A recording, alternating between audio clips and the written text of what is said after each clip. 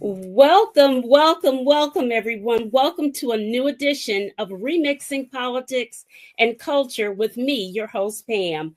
I am a public relations and marketing professional with a passion for social justice, voter advocacy, and culture. And tonight, we're going to delve into the dark side of politics.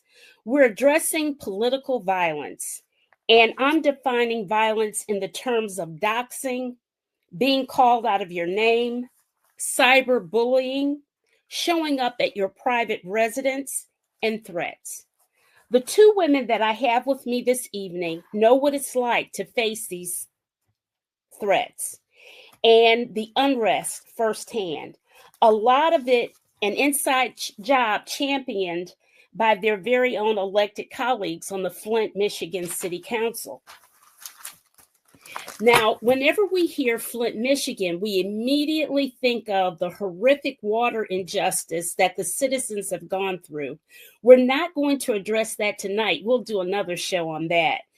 In light of the tragedies that have occurred in Minnesota and what I knew of the drama happening on Flint City Council, I'm thrilled to have both the president and vice president of Flint, Michigan City Council with me tonight.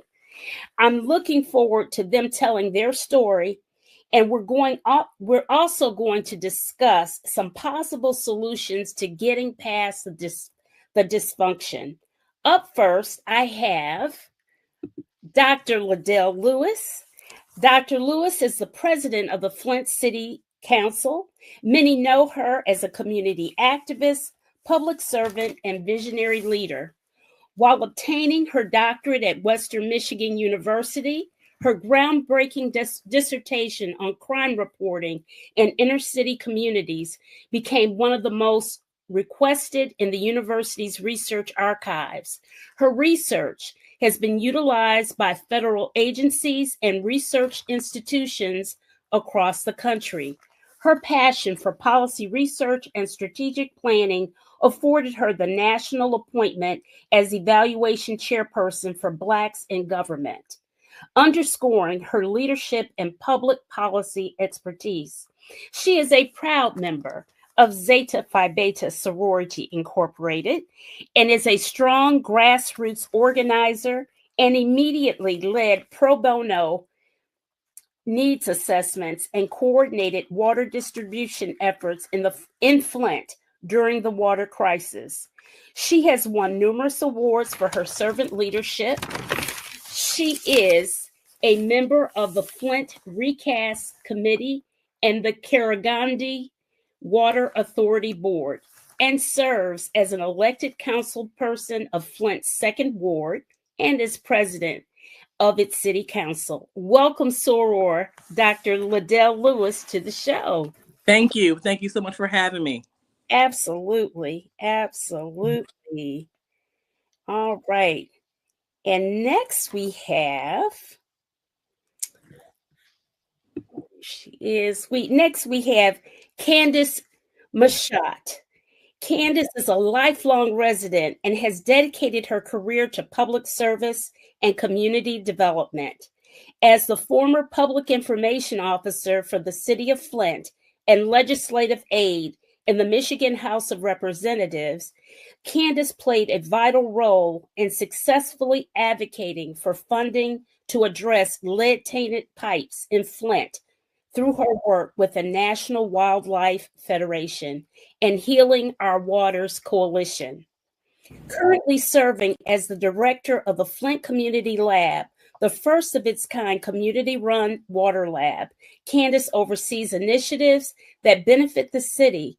In addition to this groundbreaking role, she has taken on the position as vice president of the Flint City Council, further solidifying her commitment to shaping policies that positively impact the community. Passionate about education and community engagement, Candace, in collaboration with the founder of the Flint Community Lab, initiated a beekeeping project in the spring of 2020. This venture has established 8 hives, serving as a platform to teach local youth about entrepreneurship through the sale of locally produced honey. Her multifaceted roles and tireless dedication underscore her enduring commitment to the betterment of Flint and its residents. And you all can hear that these are some powerful, powerful women doing things for the community. They are true servant leaders. Oh, wow. We've got a bunch of hellos here. Let's see. Okay. There is Loretta Walker, Thomas Walker. Hello, Soror. Let's see. Hey, Brian. It's good to see you back. Yes, good evening. Hello. Hello, Tracy. Okay. Good evening. Oh, wow. Oh, more violence. Okay, he's talking about the violence that happened in Wayne, Michigan. Oh, Lord. Let's see. All right. Okay, so we're going to get started. So, listen, ladies, let's just get into this conversation. Guys, I have a gazillion videos to show you as we talk in our conversation, but I really want to know exactly when did the negativity and harassment begin? Who wants to start first with that question? Well, I can start that. Okay. All right. So, a lot of the harassment negativity began once our colleague began to receive social media fame. When our colleague began to receive accolades for improper and disorderly behavior. And who is that colleague? Yeah, so it was the late Eric Mays. Okay, Eric Mays. Right. But Eric, in the beginning of his popularity, he was a strong advocate about what had happened with the water crisis, correct? Yeah, I mean, well, to my knowledge, I would like to say, I don't know. Okay. I'll defer that to Ms. Mashat, because when I was working with the water crisis, I wasn't working with Mr. Mays. I was working with a different group called Bottle for the Babies, and so we were focused on delivering water to pretty much elderly and vulnerable populations, and also we were conducting needs assessments to test people's water IQ, to see what they knew about the water, because a lot of people, they didn't know that, hey, I can't boil the lead out. A lot of people, they were trying other methods that usually work in for the things, but for the lead crisis, it was a little different. So I was doing things from a different angle. So I really can't speak to what he's done. And that's one thing that I will always do. I never speak to what I don't know. If it's not factual, I won't say it. So I can't speak to his efforts. Uh-huh. Okay. Okay. So you think first started with Eric Mays. Eric Mays died when? When did Eric pass away? Well, unfortunately, he passed away last February. Okay. Yes. But what didn't pass away was the now knowledge that you can monetize off of this behavior. Because with social media, everything, as this is a podcast, it's about click, like, views, and shares and stuff. So the more people that watch your show, regardless if they agree with you or not, you're watching. So therefore, there's an opportunity to monetize from this. So, individuals are monetizing off of YouTube, monetizing off of TikTok. And so now we have an individual who is acting like no other. No one has ever witnessed a political figure acting out like this. Some may say, he's speaking on behalf of the people. Some may say that he's advocating hard, and some people just believe that it just made good political theater. But at the end of the day, they saw his behavior, and so he began to get a lot of click, likes, and views. And so from click, likes, and views, he began to monetize from that. TikTok, they have it set up to where if you have like 1 million views, followers, whatever, I don't want to say it wrong, but you can make between $1,500 to $5,000 a month just off of people watching and clicking and liking your videos. So people, they're not just making videos for the fun of it. People are getting paid in real time to produce this kind of content. And unfortunately, this content was at the expense of our city. Okay. I'll say this, if I may jump in. Yes. One of the things about the late Eric Mays is Eric was very much a charismatic, polarizing figure. Be very clear. I had a bit more of a relationship with Councilman Mays than Dr. Lewis did, right? I knew Eric before he was on council, before anybody would vote to elect him to be on council.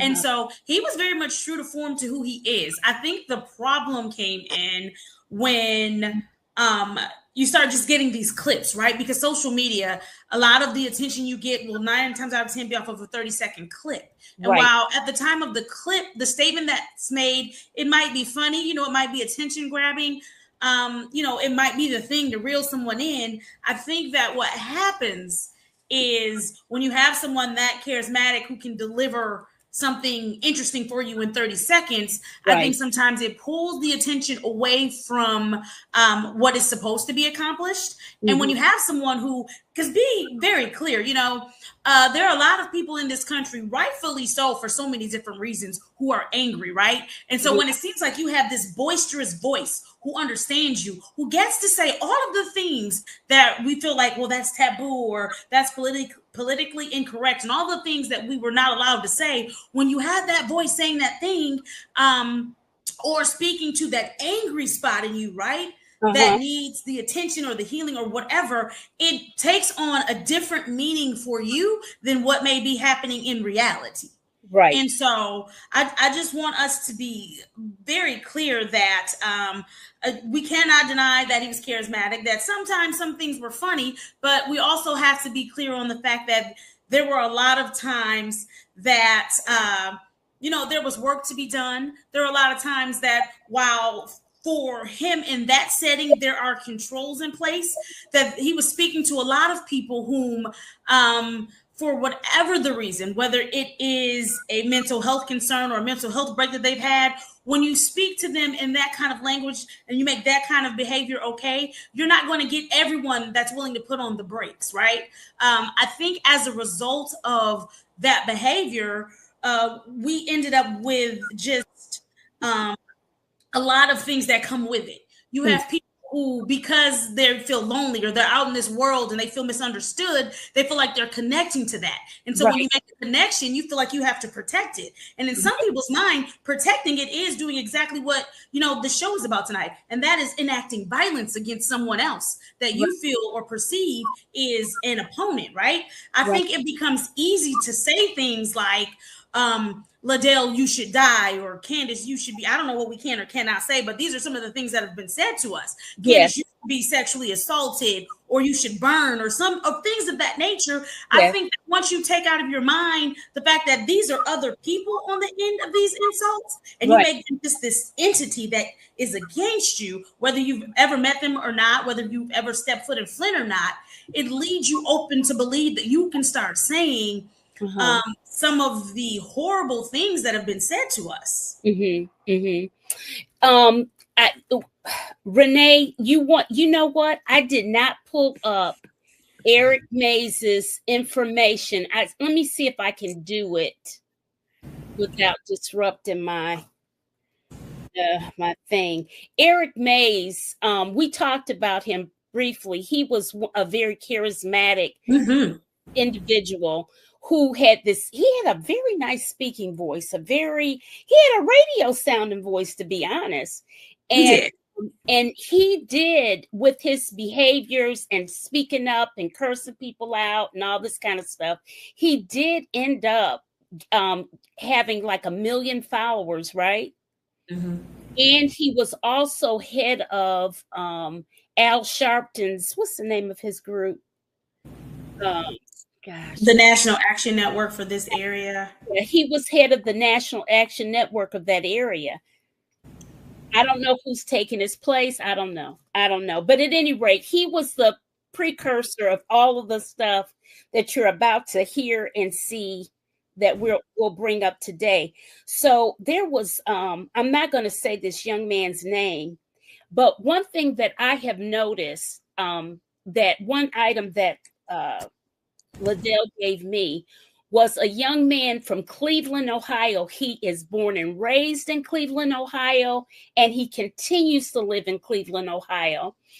and he is still the things that he wrote. Was this to you, Ladilla, or was it to Candace? Oh no, that was to me. To you. Yeah. So he had a big old FU with a whole bunch of devil signs and stuff. Oh, it won't show up because I've got on a glare. And he says, "We don't want you as our councilwoman." Well, you're not his councilwoman because he lives in Cleveland, Ohio. You live in Flint, Michigan. Better yet, take your big A and big boobs and go back to Maryland. He doesn't even know where you're from. I mean, you effing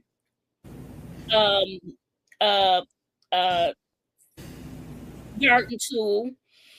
You went after a good man on national television. You, Eva, and Candace started this mess. You guys make me sick. I hate you guys. You are a terrible chair and a horrible human being. I hope someday that you get great, and I hope you effing die. Don't show your face this week because I know where you stay, and you want war, B. Well, you got it, B. I mean, this is somebody that doesn't even know Dr. Lewis, doesn't know her from a can of paint, but he's writing this kind of stuff in her DMs on Facebook. And he looks to be a young man, and you know, also mental illness is a big thing. Liddell, did you ever engage with this guy at all? Did you write him back or anything like that? Not at all. I immediately took that post to the Michigan State Police, and they took up the case and gave it to our prosecutor, and our prosecutor decided not to file charges. Okay. But did they at least take note of it? Well, the state police did a full, thorough investigation. Okay. So the state police did their part, but like it was a miscarriage of justice when it got down to our prosecutor's office. I see. Samaj Brown says, this is local, yes, but it is reflecting what is happening on a national level and throughout the country. Absolutely. And that's why we're doing this show. Okay. I trust that is a family member of yours. Well said, Candace. Isaiah. Okay. Oh, thank you, Zach, for leaving Fred Hammond to be with us. I appreciate it. Okay. But I just want to highlight what Candace said. Yes. Candace spoke exactly to that, how people how they form some kind of connection and feel as if, that they are a part of this. Just like he said, I don't want you to be my council person. Began to take ownership of this kind of behavior, and this is what we get, this is what we receive, and that is just one of the many. You know, I received several things that I reported to the police, you know, and so this is what happened daily. After a meeting, our inboxes, our emails would just blow up with a whole bunch of racist rhetoric or just sexist, harassing and threatening rhetoric at us. But but the guy from Cleveland, although he is from Cleveland, please know that he's been seen at our meeting. So the conduct have drawn people from all over to come to our meetings. So we got to take these threats to be credible. So although you're from Cleveland, you're a 3.5-hour trip away to making on your deal of saying don't show up to work. You know, those are serious allegations. And in this climate, as we saw, we have people gunned down. You know, we had individuals gunned down in New Jersey. I think it was last year. And now this year, now it's Minnesota elected official council members, to be more specific. So so the threat is real. So when somebody tell you not to show up to work, that's real. And the only thing that we did was sign up to serve the community. That's right. And as you heard from our resumes, you know, we've been serving for a long time. We're serving in a different capacity, but this capacity is putting us in the line of fire for this political violence that we speak of. Right. I'm going to share some files with the audience. Okay, let's see, which one is this? This is one of the. Okay. That is not so. We need to know it right now. So maybe since and guess what? There's nothing wrong with knocking on her door, because then she knock on your door and ask you to vote for her. Okay, guys, this is a gentleman from all the way from, he is in Chicago, and he has come into town to go to Councilwoman. Nothing wrong with knocking on her door, because then she knock on your door to ask you to vote for her. I'm going to her door. I'm going to the door. We gotta go to Liddell Lewis's house. When people want to be elected, you hold them accountable. So we're gonna go knock on her door, and we want to know, why did you not recuse yourself from a vote that awarded your organization $75,000? This seems the same. This is the same thing happened in Dalton, Illinois, where the mayor. Okay, so what I want to address this, because hold on, I got so many things on my screen. That woman that is in the car with him is who? Dr. Lewis and Ms. Mashad. Who was that woman in the car with that influencer? Well, that is the representative for the 6th Ward. That's Council Member Tanya Burns. Okay, so here you have a council member communicating with someone outside of your jurisdiction. He labels himself as an activist or whatever. He has a following of about 15,000 on YouTube. So he's getting more clicks and views with this. He also was involved with a protest that got kind of messy there in your city. Anybody want to address that? Well, just real quick, I'll let the vice president step in and finish it up. But I just want you to see the link. So when Eric Mays passed away with with 1 million viewers, okay, 1 million people looking to see what he had to say. So he brought 1 million eyes to Flint, okay? And so now what do you have? You have individuals that realize, whoa, we have people watching Flint.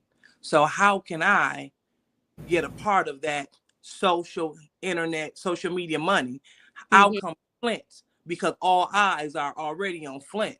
So if I can come to Flint, I can get those click, views, shares, and likes. So regardless if people agree with me or not, if you watch it, they will monetize. Right. Candace? Yeah, so unfortunately, like Dr. Lewis stated, that is a colleague of ours who was actually driving him in that clip. She was driving him to Dr. Lewis's home. So I think we have to be clear on what was happening in that clip. It wasn't they were just driving around. Yes, they weren't just driving around the city. They weren't just meeting up and talking. She was driving this man to Dr. Lewis's home. Your own colleague. Correct. So what action has been done about that? Because we can see what was happening. What, any action towards her for doing this? Because essentially you got doxxed by someone you don't know. And Dr. Lewis, tell them what happened as a result with your child.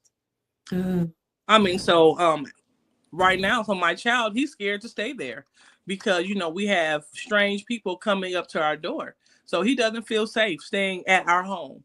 So my child, so he doesn't want to come home, because again, it may be clicks, likes, and giggles for other people, but this is our real life.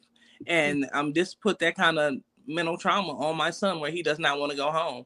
And so, we escalated. We said, what can we do? Because we blatantly have a colleague. If nothing else, if it's not unlawful, it's definitely unethical for you to drive someone that has mental health issues to my home. And that's putting my family in a compromising position. But like I said before, just like the gentleman, there was no charges. There was no charges or anything to happen. Because, and again, you know what this showed? This showed individuals that they can press the envelope some more. And so now we have the same individual. He's not being driven by a council person, but he decided to take a casket to the mayor's house, because the envelope keeps getting pushed further and further and further. I think read that, but it was so overwhelming as I was going through so much stuff. He took the casket to the mayor's house. What happened with the casket, Candace? Can we go back really quickly? Yeah, please. Yeah. This is your conversation. Yeah, what we were discussing with Dr. Lewis and her son no longer wanting to stay in his home. I think that this is, again, where we have to put names and faces to things for the simple fact that it is clear how people feel they can absolve themselves when they take away our humanity and simply say, this is this person that did this thing according to these other people. Because I also want to be clear on the fact that they are watching clips and people are putting up agenda items and putting them up out of context. And so these are not people who are going and doing research to find out for themselves if what they're being told is true. They're just believing what they're being told, and they're going out and just being angry, and they're acting on that. And I think it takes it a step further when you have a colleague willing to take someone to where you live so that they can act out. I mean, it's beyond intimidation, right? At that point, it is a threat to people's families' lives. That same colleague has sat in a meeting before and brought up an address, which thank God I don't live at. But that was her way of letting me know I'm researching where you live too. So there's a pattern of behavior here. And while council does have in our rules that we can discipline our own, unfortunately, we are down to 8 members on our council because while Mr. Mays died in February, our colleague Quincy Murphy died in September. Right. And that's why you guys are having issues with quorum and all that. You get into that. Yes. It essentially becomes a situation where we have other colleagues who know this isn't right, who know that they would not want someone to come to their home, who know that they would not want someone to publicly announce an address, whether you live at it or not, who know that they wouldn't want these things to happen to them. And rather than tap out that colleague because they have the relationship with her to do so, or rather than stand up for what's right and say, hey, we've got to put a hard stop to this, they refuse to vote to do the correct thing, and that is to discipline that in the way that it needs to be disciplined. And so it's not just one person. There are other people who are also complicit because they refuse to act as well. Okay. But if we go back and we talk about the casket at the mayor's home, again, this person who is not from here, who doesn't have a full grasp, who doesn't have a full grasp of what's going on here, they showed up and their immediate thing, and they claimed that they were here to investigate, right? Or they were claiming they were here to get answers, but they never once tried to talk to anyone other than that person you saw them in the car with. They never, and when they finally did try to talk to someone else, it was an accusatory gotcha tone. It was clear from the beginning that it was bias and that you had no real intent to come here and actually help, but you came here to come and help yourself to some views, and you came to continue to sensationalize whatever is happening here. Right. And so that casket in front of the mayor's home was just another attempt at sensationalizing something for views. Because if you see how it worked out, that person didn't even have a lot of people with them. Because a lot of people know right from wrong. They know when to stop. They know when to pump the brakes. They know when to let you fall flat on your face. Will they cheer you while you fall flat on your face and act like they have your back? Absolutely. But will they go that extra step? Because they know they wouldn't want a casket in front of their home. So that ended up having a lot of community uproar. And be clear, our mayor has his fair share of critics in this city. But even his critics said, that's too far. That's not okay. Why would you have a casket in front of his home? And once they were called out about the casket in front of the home, they then decided to hold another protest where they took the casket down the street of Saginaw Street, which is where City Hall is. And keep in mind, I don't believe that they were ever intending to use that casket more than just that one time. But because that one time caught so much negative attention, they decided to act like, oh no, we were doing that to mark we were doing that to stop the saying we were stopping the funeral in Flint. If you're stopping a funeral, why would you bring a casket? Like, don't play on people's intelligence. That doesn't even make sense. And then he showed up saying, oh, it's about the water crisis and the water crisis money and all of that. And it was like, well, if it's about the water crisis and the water crisis money, one, you are 11 years late to the protest. And then two, if it is about the water crisis money, then that protest belongs in front of a courthouse, because we don't have anything to do with that money. But again, that's just another story that they peddle of council members have stolen our water crisis money. How? When it was never in our control, when it's always been with the court. The same way the criminal cases have always been with the court, the money part of this has always been with the court. We've never had access nor a say to what happens with that money. So we should be very honest about what's happening. If it is about the water crisis and the money, then that protest should have been at the court. Now, all of the accusatory tones of council members have something to do with the money, or they've taken some of the money. That doesn't make any sense. None whatsoever, because we don't have access to it. As a matter of fact, let me help you out. Because when you say that council person has it, that's that dehumanizing that keeps happening. Let me bring it back to humanity for you and let you see. When you say that, what you mean is my neighbor in the 7th ward, my neighbor in the 2nd ward, my neighbor in the 1st ward, my neighbor in wards 1 through 8, who were also poisoned just as I was poisoned, who were also experiencing the same things that I experienced with that water crisis of not having any control of that water being switched over, who also didn't have any control of any criminal acts not being punished. They also don't have any control over the money that is or is not coming into our community as a result of it. So let's stop saying that council person and put a face on it. We are neighbors who were poisoned just like you were poisoned. I was born and raised in Flint, haven't missed a day, which means I haven't missed a day of the water crisis. Right. And so I am waiting to be made whole, just like you are waiting to be made whole. Just like Dr. Lewis and everyone else on that council is waiting to be made whole. And so I think it takes the responsibility of how disgusting the behavior is away when you go, oh, that council person. No, your neighbor who happens to live in this ward is in the same boat as you when it comes to that money. Okay. So I'm going to, Dr. Lewis, you have anything that you want us to add or say? I see I have some interesting comments in the chat that are showing up. So, but go ahead, Dr. Lewis. Yeah. Anything else you wanted to add? No, you were about to play the clip. A lot of things are just self-explanatory. Yeah, I'll play a few more clips because I have plenty of them.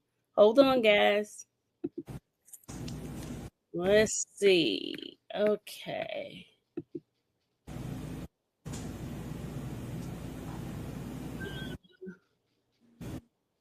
Okay. Here is one. This one is pertaining to you. Low life to thieve and tell. Okay, well, that do for 300. But it ain't better than me, because I'd have maced that heifer and came outside talking about. I thought she was trying to break in. I'd have beat the pink. I'd have beat the ruby red lipstick up off her. Don't you ever, girl? That's the nerves. Your low life to thieve and tell. Okay, well, that do for 300. But it ain't better than me, because I am actually more than happy to respond to that, right? Because that's. Hold on. What? Hold on. I don't know how it.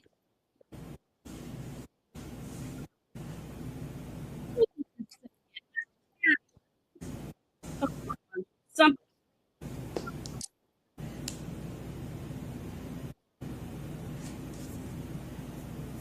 Hold on.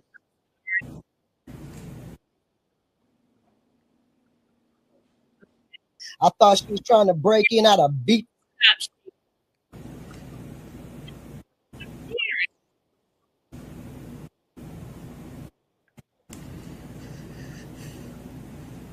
Okay. I don't know what happened, but it wouldn't stop sharing. Okay, hold on. That was the show was live, y'all. The show was live. Candace, that was something that was that yeah.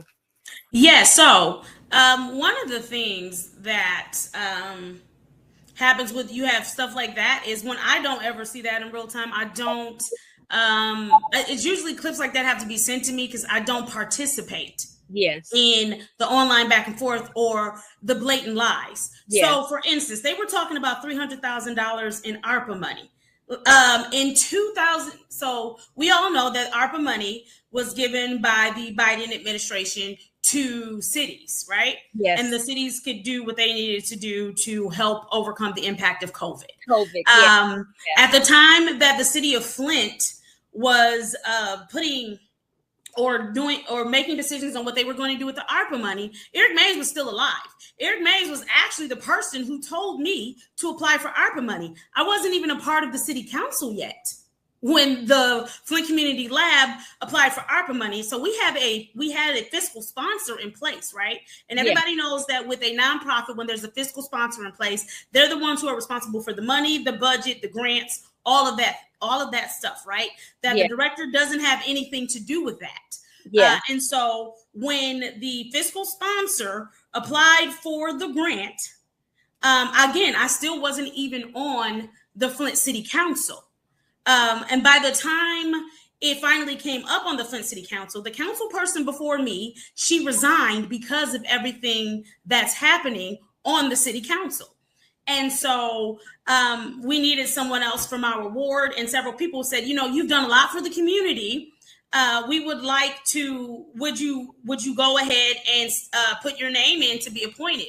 Would you like to try to continue helping the community? And I thought, and be clear, as a longtime Flint resident, it was never my goal to be on Flint City Council for this very reason, except for it wasn't even this bad at the time, right? And so I did go ahead and put in an application to be appointed to the council. Keep in mind, I just told you that application for that ARPA money had already been submitted before I was ever on council. And it was submitted by a fiscal sponsor. And so once I was on council, you can go back and watch the videos, which is why I always urge people to go back and watch videos. My very first council meeting, I talked about working for the water lab. I talked about the fact that the water lab had applied for ARPA money.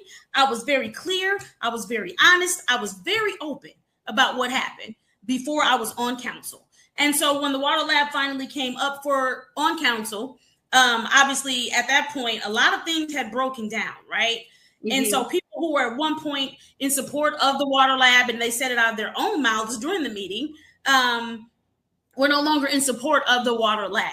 I talked to our city attorney at the time, and I said, hey, am I allowed to vote on this resolution?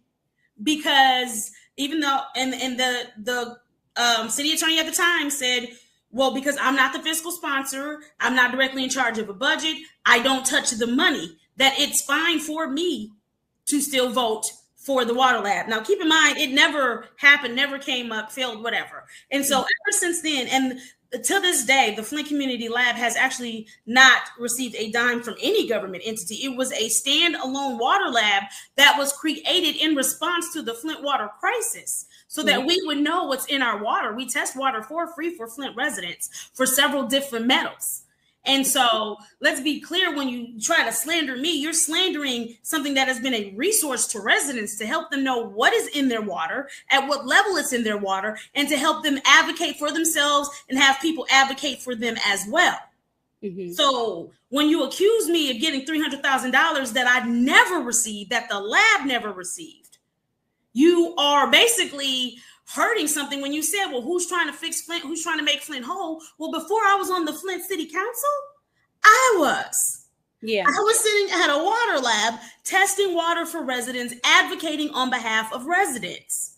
Let me my heart and my mission didn't change once I got on council, because once I got on council, you know what I did? I introduced an ordinance that said that all lead and galvanized steel pipes had to be removed from the ground because they were actively contributing to an ongoing public health crisis. And you had people who were refusing to have their pipes changed because, and I get it, For whatever reason, they didn't think the restoration was being done fast enough. They just had some issues with having their pipes replaced. But that didn't change the fact that scientifically, they were still contributing to an ongoing public health crisis. And so what I did, again, continuing my commitment to helping to fix Flint and make Flint whole, I introduced and passed the ordinance that says that you cannot have lead or galvanized steel pipes in the ground in the city of Flint. And this kind of legislation has been passed in Ben Harbor and has been passed in other places, because that is one of the steps that you take to make a city whole when they've gone through that kind of crisis. But I want to go back and be very clear. The Flint Community Lab has never received a dime from the city of Flint. Okay. I've never taken any money, anything of that sort. Okay. Yes. Okay, Candace, you've made your point. You have made yes. And I understand the passion with which you are speaking. And I want to say this, Brittany, I thank you for this comment. She says, I think that it's crazy that on a show about political violence, people are in the comments are still being disgusting and upholding violence. Those people are the problem. And I appreciate you stating that, Brittany, because listen, facts are facts. If people are saying different things and doing different things and what have you, they do it publicly and we have it on video. It is what it is. Mm-hmm. And you cannot state otherwise, you know. And Shantae, it's my show, so I can pick whomever I choose to have comments on the screen. That's the advantage of having your own show. Okay. So listen, we've heard all the problems. I have more evidence and proof of other behaviors that have happened. So what can we do? What can be done to mitigate the problem? For instance, when we work in a workplace, if there's conflict, there is usually some type of counseling. There's some type of mitigation that happens between people, right? So has that been tried there in Flint? Dr. Lewis, has that been tried?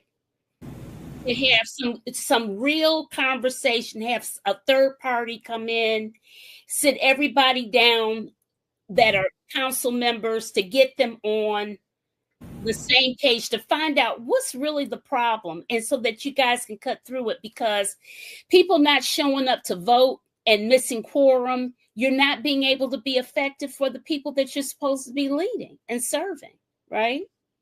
So there was when I initially... Candace, let's hear from Dr. Lewis, yes, please. So just real quick, you have a video, and the video said really succinctly how a colleague felt. You know, when we first decided to sit in these elected seats, we took an oath. Mm-hmm. And the oath basically was to serve care of the business of the city of Flint. Okay. And so that is my why. That is why I'm here. I don't get an agenda, any hidden motive. I'm not in this position to attack someone. I'm not in this position to get revenge. You know, just like our vice president candidate Kamala Harris said, you know what I'm saying? She has a to-do list, not a revenge list. And in real time, we're watching this go down before our eyes. And so I feel that I can speak on behalf of Vice President Mashat and say, we literally came here to make our city better. We were taking what we were doing on the grassroots side, and then now we took it to the political arena, the same heart. So our core value is to improve and enhance the residents' lives in the city of Flint, because they are our most precious resource. Unfortunately, everyone that has decided to sit in these seats, they don't have the foundation. Everyone is not here to make the city better. And from that clip that you heard, you know, when people say, hey, you know, what about peace and stuff? There's no point to bring in a third party person when it has been flat out said by one colleague, he advised you to get the F out of Flint. How can you serve a city and make decisions for a city, but yet you're telling people to get the F out? And then as you speak about peace and calm and what can we do to mitigate this bad behavior, You have a Yes. council person that flat out said on the video, Mm-hmm. I don't want peace. Mm. What do you say to somebody say, I don't want peace?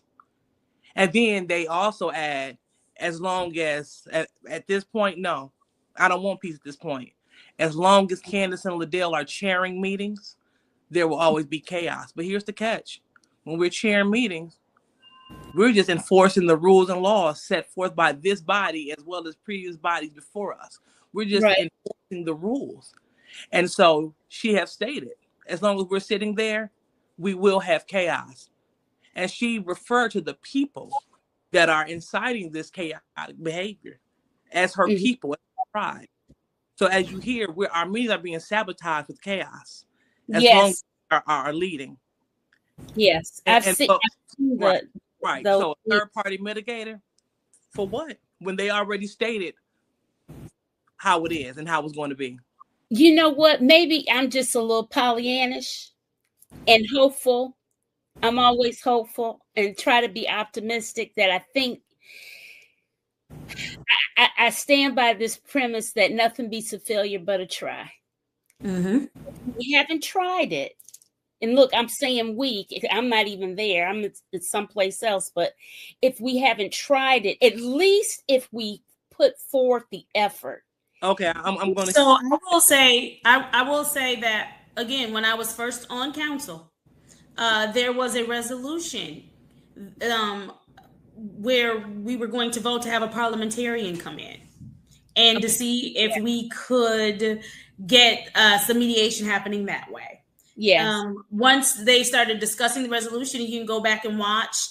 Again, I believe this was my first city council meeting that day too. And so everybody thought it was a great idea to have a parliamentarian until they realized that it was Dr. Lewis's idea. One of my colleagues literally said, well, whose idea is this? Who asked for this? And once they said that Dr. Lewis asked for it, they immediately went to, no, we don't need one. We don't need somebody coming in here telling us what to do and all of this other stuff. And so the resolution failed for us to have a parliamentarian. Then we have training dollars that we have on council. And we use our training dollars. We can use training dollars for, mediation. We can use training dollars to learn parliamentarian procedures, how to, handle ourselves in meetings. We had colleagues that are trying to get rid of dollars that are aimed at that very thing. Those same training dollars that help us to go out and make connections and network and bring grants back to the city. There was a lot of scrutiny on us going to a training where we actually bought back some energy dollars from that training. I think that's one of the things that gets missed in so much of the rhetoric is when we left, we came back with something. And that the training dollars that we're fighting to keep, a lot of us attend Michigan Municipal League trainings. And in the league trainings, it teaches you how to be a better elected official. It teaches you how to get along with colleagues. It teaches you how to follow Robert's rules. It teaches you how to find the gaps between Robert's rules and your council rules and whatever your charter might say. And so there has been attempts in the very beginning of me being on council, been on council going in about 2 years now. There have not been any recent attempts necessarily because I think the breakdown has been so bad. I don't think that there is, I know I can speak for myself and possibly Dr. Lewis when I say that there is no desire to have things at the level that they are at in council right now. I think that I've taken flack for being cordial with colleagues. They've said online, look at her flip-flopping or being fake. So there's no winning. All you can do is what you can do. And it's like, I'm not flip-flopping. I'm not being fake. I'm a professional who's been charged with getting work done in the city. And if having to talk to someone. Let's make that a key point here. Right. That's the thing that I saw. And I saw clips of different meetings, and then I did try to sit through one meeting, and that's the biggest thing. It's the lack of professionalism. You cannot. I was going to ask you guys, don't you have a time limit for when the public can speak? Yes. Because it seemed like they kept going and going and going, and I'm thinking, God, when are you going to get to the work of the business? Because it seems like the people, I don't know who was timing people and what have you, because you definitely need some parliamentarian to to hold the line on people and their behavior. And there has to be some type of very firm Robert's Rules of Order for everybody. You cannot miss so many council meetings and expect to be on a council and vote. That is ridiculous. You can't do that crap in sororities. You can't do that. You have to follow rules. You cannot blatantly just yell and scream and curse at people and all that kind of stuff I've seen. It's ridiculous. And and my thing too is that really is disturbing to me is that all of this that you're doing, how does that impact the youth? What are you teaching them? Everything that we do, we're teaching them. And all of this stuff is on record. It's all recorded. Right. It's on the internet, and the internet is forever. So what are we teaching? What are we doing? Well, I'll speak out in two ways. Well, for one, they're teaching the youth to come to the meetings and mimic this vile behavior that's being portrayed towards us. So they're bringing in young people to speak out and to swear, and to be vulgar and towards elected officials. That's one thing that they're teaching. And the second thing that they're teaching is that, we tell you all that you guys must have order out, outside of the chambers, no robbing, stealing and stuff like that. No breaking the rules outside of chambers. But it's okay for your mother, grandmother, auntie, uncle, for the grown-ups to come inside City Hall and totally be in violation of the rules. So it's giving mixed messages. It's giving the wrong message on how to deal with your legislators. And then sending the mixed message out, to the person in the street. So if you can be disorderly and violate the law inside City Council, I got a problem with me doing it outside of City Council. Either we're going to enforce laws or we not. Right. In between. And I've been called a dictator because of that. When you talk about enforcing Robert rules and stuff to the T and council rules to the T, that's what I do. And I have received backlash from doing exactly that. When we do something, we read the specific rules, so there will be no confusion. We read our disorderly person city code subsection at every meeting. And there's been several times where we stop our meeting and we reread it again, just so the audience members will have an understanding that, you one time you get a warning. The second time you're being asked to leave this meeting. And if you persist to disrupt, you may be arrested. So when all three of those things take place, don't be shocked. And that's what we have here. And unfortunately, we have a lot of outsiders that don't even live in Flint. They're not residents or business owners. And they come here with the vile behavior. Remember, you have video, I said still picture of some individuals giving us the middle finger. Yeah. Yeah, absolutely. I saw that picture and it's just disgusting. I saw that. I don't have a box for any of that behavior, and I have no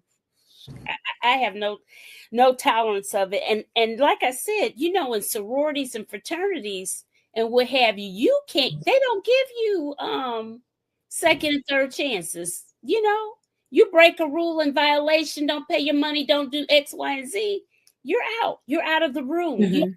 A certain amount of there's decorum, and that's what I have not seen in you guys' meetings. Have y'all passed the budget yet? Have you been able? Did pass the budget. What's interesting about the budget, right, that we passed?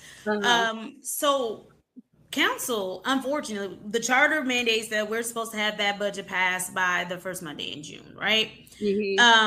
And since I've been on council, this is my second year having to do a budget. Neither year has the budget been passed on time. Had a colleague say, well, we haven't passed the budget on time in 5 years. That's not okay. That's not acceptable. They acted last year. They behaved as though the budget was just so atrocious. They couldn't take it. It was horrible. They actually didn't even vote for the budget last year, right? But then this year, we ran into that same wall of not adopting a budget, couldn't figure out how to get it done. And what they ended up doing was adopting last year's budget and then going online acting pleased as peacocks. But what that showed me was you knew there wasn't a problem with that budget last year because you adopted that budget last year for this year. and that you are playing on people's emotions and the fact that they're not going to sit down and read the budget and understand and realize that all you did was pass the very budget that you stalled last year, this year. And so I'm just wondering, next year, are you going to pass this year's budget that you claim was such a mess? And this is the thing. We've had budget hearings. We had budget hearings for a month straight. Myself and one other council member were the only 2 council members to show up to every single budget hearing.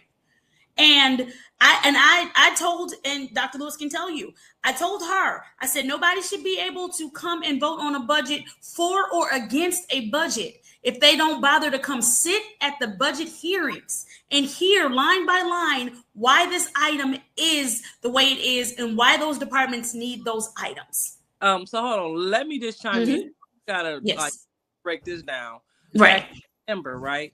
Our finance chair sent out an email asking our availability. So she's been trying to get everyone's availability since December. Since no one responded, she went ahead and she set the dates and the time. Uh-oh. Did she freeze?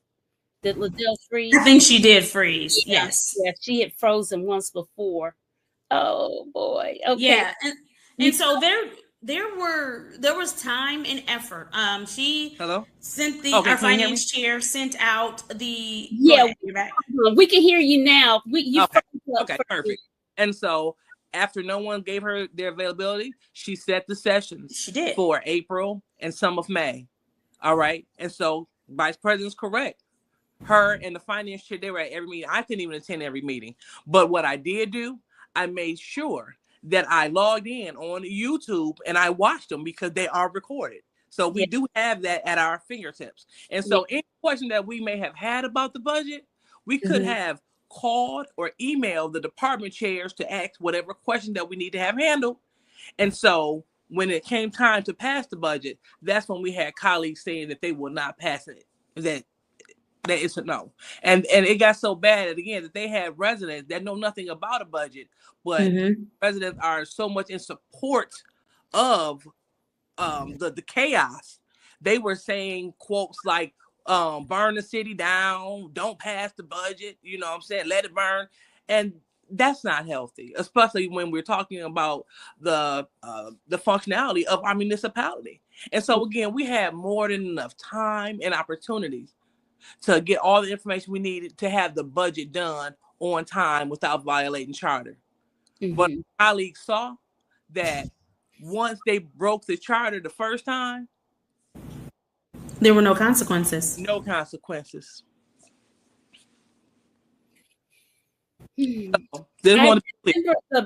So what happened to those layoff letters that the mayor said that they were going to have to send out because the budget wasn't passed on time? What happened with that?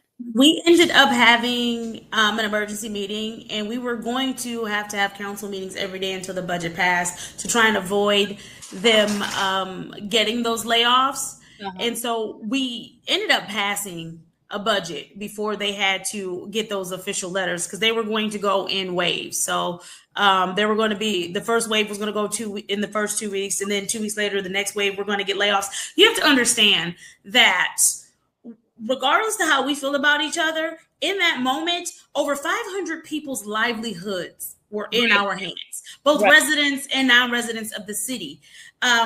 They were forced to sit on pins and needles to know whether or not they would be able to take care of their family, what they would have to do, and how they would have to do it. And the reason that kind of thing cannot be taken lightly is because that's how you lose people who are willing to work for your city, because they will go look for more stable jobs. And you have to be clear that when you do not have people that are willing to be employed by your city, departments shrink, which means that services and resources shrink for residents. And so it can't be as simple as just shut it down, just don't vote for it, because that affects the city in a very negative way. That impact that would have had could have been very detrimental. That could have easily have been, and I know it's far-fetched, but it could have easily have been over 500 people who decided to go somewhere else and do something else that will be more stable for them. So I do want to thank the employees of the city of Flint who decided to stay, even though they were caught in something that they should not have been caught in, because we had plenty of opportunity to figure it out and get it done. I thank them for their dedication, because when you say shut a city down, it's not that simple as you don't like something or doesn't make sense. Somebody brought up the point that the same way that the mayor presented a budget, council can present a budget. And I want you to know that that is absolutely true. But I also want us to be clear and accept some responsibility that if nobody on that body, none of the 8 members sat down and produced their own budget, then all you have to work off of is the line by line budget of the mayor and go from there. There's a lot of conversation and complaints without resolution. And it's easy to say don't, but my question is, what are we going to do? And that's my question. Just looking in, obviously I don't live there, but just outside looking in, I'm like, how do you expect to get anything done if you're always in chaos? Mm-hmm. You're always argumentative. If you're always, don't do that, I can't stand you, you're not this. I'm looking in this chat on YouTube and I'm like, really? Right. It cannot be. I understand being frustrated in political things. I like politics, but come on, guys. Everything isn't your arch enemy, and you can't with people, because guess what? Whoever may replace either one of you someday, they're not going to like them either, because you're always going to have something that you're going to pick at and complain about instead of trying to work and change things. Pam, someone last meeting came up to me and was like, hey, Miss Candace, I want to speak with you. They don't even know who we are. They don't know what we do.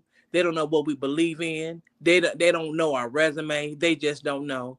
The only thing they know is that they can come to the meetings and their chaos is promoted by council colleagues. That's what they know.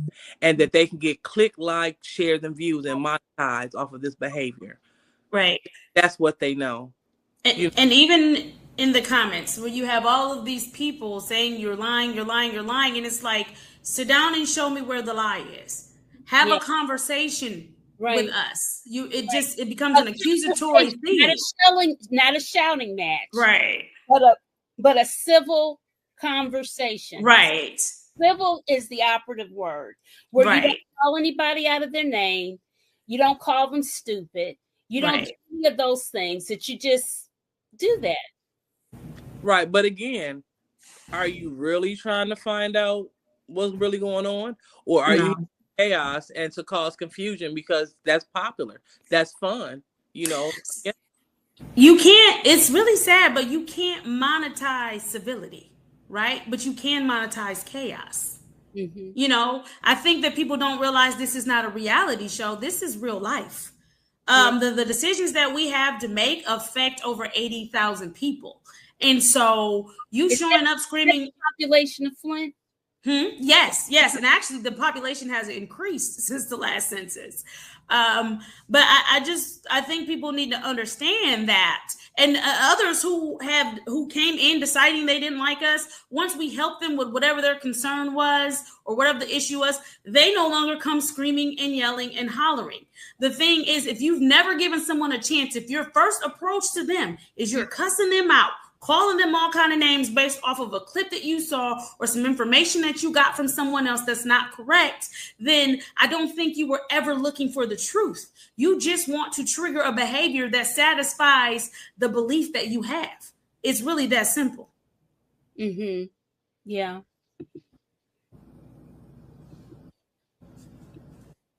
So I think that, and again, I am not beyond, obviously none of us were friends and pals and hanging out before we're on council. Generally, that's not how that works. But we're all colleagues who have a responsibility to the wards that have elected us. Mm-hmm. I think that it becomes so easy to get caught up in fanfare and all the things that are not believable, or, all of this internet stuff, which is not real life. But the reality is they have attempted to recall Dr. Lewis 5 times and failed. There were people that they had knocking on doors for Dr. Lewis. And those people told the people her residents told people that were knocking on doors, we like her. We like the job that she's doing.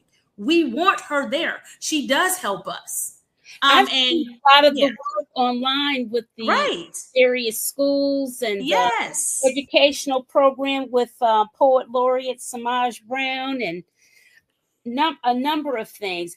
Is everybody perfect? Absolutely not. No, is everybody 100% correct? Absolutely not. But I do know that if you don't try to communicate properly to people, you ain't gonna get anything. You're not gonna get anywhere. Period. Right. Yeah, you are correct. We are public servants, not perfect servants. Mm-hmm. That is for sure. I mean, absolutely. And and we're here to do a job, and the job is to help increase the quality of life, help improve the quality of life of the residents of Flint. Point blank, period. Nothing more, nothing less. I'm not here to go on to start my own podcast or to try to bring in extra money. No, I took an oath to exclusively help, and that's what I stand on. I saw Dwayne Welch. He made a comment. He talked about having time limits. We have time limits at our city council meeting. They're 3 minutes, but a lot of 3 minutes of vile behavior, 3 minutes of vile rhetoric, and it goes against council rules for us to let them proceed because we have council rule that speaks against vulgarities. So when we become vulgar, we point that out, and we have the right per the rules to warn you and also to take the remainder of your time. That's what let me address Miss Debbie Clark. It just tells you what kind of show this woman's got. Lies, and she stands on them. Ma'am, I'm far from that. You don't know anything about me. So this is what I'm talking about. It's this kind of thing where you just say and attack people and you don't know anything about them. And these are my guests. I am respectful of them. And if you all were more appropriate in the comments or whatever, I will address that. But I'm not gonna. Why am I gonna put up? You lie and you're this and you're that. No, I'm not. That's not my. Is the thing though that kind of proves when you have people who are in the comments and they're saying they work for councils, right? Or they've been a part of city government and the city government had time limits of when you could talk. They had, what is and isn't appropriate behavior. I think a lot of times our residents don't recognize the fact that the rules that we have in place, it's proper decorum and civility. These are professional business meetings. And like you said, we're not perfect. If they were coming up to us at the mic and saying, I called you November 3rd, 2024, and I still haven't heard from you since, or you haven't done this, or you voted on this, and I don't understand why. I'm asking you to help me understand why. I think that there should be no politician standing, no elected official standing who can't take someone not agreeing with their vote and asking them to explain that vote, right? But when it gets to the point where you're accusing people of taking money, when there's evidence to the contrary and you just refuse to believe it, when you're accusing people of lying, when there are videos, proof to show everything you're saying, I think it's just what you want to believe. It's the relationship you want to have. Gaslighting kind of thing. And it's almost like an epidemic in our country now. And it's just sad. It really is sad. Because my thing is, I'm always looking to see how people can come together. Really and truly. That's just the way I roll. But at any rate, I do want us to have an opportunity, Miss Pam, though, to talk about the fact that there have been some amazingly positive things that have happened in Flint. The fact that this summer we have youth jobs that are going to happen. Everyone knows, unfortunately. So Flint is often known. First of all, let's be clear that Flint has had some beautiful history, home of the sit-down strike. We're the reason, housing works the way it works, that unions work the way that they work, all of those things. Flint is home to, we had a model educational system, right? So before there was ever a water crisis, there was so much history, proud history for Flint to stand on of what we've done for this country, how we've been a model for this country. The same thing with the water crisis. Yes, unfortunately, it's something bad that happened, but the water is bad all over the country. And Flint has the chance once again to be a model for the country. We recently just accepted a grant where we are going to, because the $600 million that that we initially received, that money went toward changing the pipes leading into the home. We recently accepted a grant where we are going to now change pipes inside the home, because one of the things that happened is that a lot of in-home plumbing and fixtures have been damaged, right? Mm-hmm. And so even though the water that's coming into their home has been thoroughly tested and might be testing, however, the water that once it comes out of those damaged pipes inside the home in the taps, they're still having high lead levels. And so the city is taking an effort to address that. We now have a grant where we can fix some in-home plumbing and people will get new fixtures. So I think that this is one of those things that we can talk about of, if your city unfortunately ever ends up in this situation, here are some of the pitfalls we didn't know to avoid, but here are some of the things that you can do to make your city whole faster.